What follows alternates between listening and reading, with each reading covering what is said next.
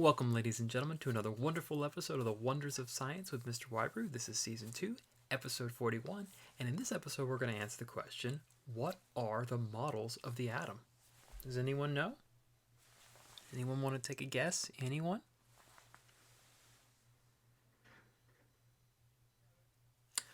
Alright, first let me quickly define what is a model.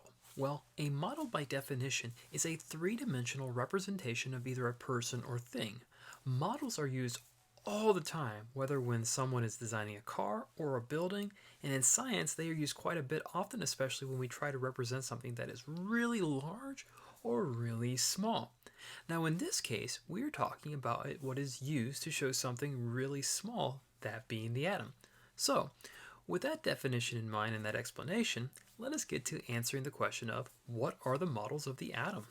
Okay, the models of the atom refer to the multiple models we have used as our understanding has developed in regards to the atom itself. Now, keep in mind, like many things in history, as we learn more things, as we gain more evidence, we change our thoughts on something based on what that evidence is and the knowledge which we discover. Because obviously we can't deny when there's something like reality of evidence there. Now, how many models are there? Well, there's a total of 5 models of the atom, and I will briefly state them here in this video. They are as follows in the order, and the order I'm going to give is the order they were developed chronologically. Let's start with the first one. The first one was Dalton's model, which is described as Dalton's billiards ball model, due to it simply being a solid sphere. This model was developed in 1803, and it would be the model used for quite some time. In fact, the next model, which came about via J.J. Thomson's model, was called the plum pudding model, and that was in 1904. So as you can see, the first model came in 1803. The one that came after that was in 1904, so just a little over 100 years.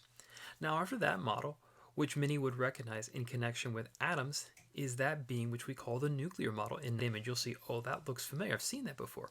Well, that was the model that came about in 1911, and that nuclear model is, like I said, something we still even use that as representation in science for a multitude of things.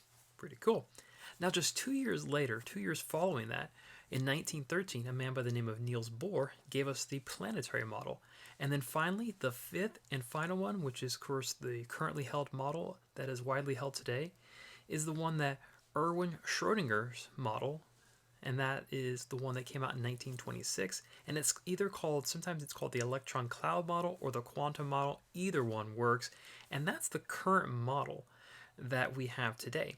Now, it's hard to believe, but it has actually nearly been now almost 100 years since what we consider the most recent or currently held model of the atom is in place. So it's been around since 1926. Think about it, it's 2020. In just 6 years, we'll hit the 100th anniversary of that, which is kind of crazy to think about. Wow. All right, ladies and gentlemen, let's move on to our fun science fact of the day. Our fun science fact of the day will be interesting. I mean, you probably never thought about it, or maybe you had the question, you've always wanted to ask it, but here we'll help define, at least maybe if you've had this question, you'll have the answer. Get this, a zebra is white with black stripes. Pretty cool.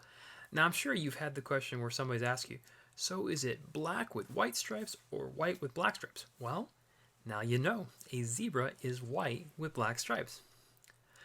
All right, ladies and gentlemen, thank you for joining me for another wonderful episode of the Wonders of Science with Mr. Whybrew. Keep an eye out for the question at the end of the video. And as always, enjoy the wonders of science. Take care, good day, and goodbye.